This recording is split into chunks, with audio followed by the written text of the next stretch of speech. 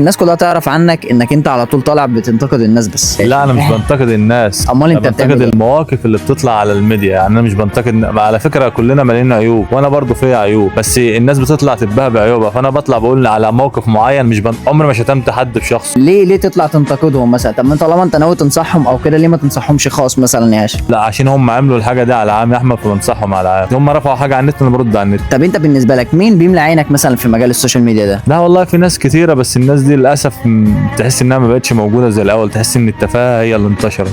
مش عارف بقى دي قصدينها، ما اعرفش، بس تحس الناس اللي بتقدم محتوى كويس ما عادتش موجوده، ما بتظهرش. طب انت ايه رايك اصلا في مجال السوشيال ميديا كله على بعضه؟ السوشيال ميديا دي كلها يعني مش عايز اقول لك 90% منها كلها كذب في كذب، وقليل اول ما تلاقي حد بيقدم معلومه صح. وانا اللي انا بعمله دوت والله بعمله عشان خاطر ابني. يعني ما بحبش ابني يتعلم حاجه وحشه، ما بحبش يشوف حاجه وحشه. فاللي انا غيرت مثلا المحتوى بتاعي وبقول حاجه اللي ينفع الصح من الغلط، عشان خاطر العيال الصغيره حتى تطلع تتعلم.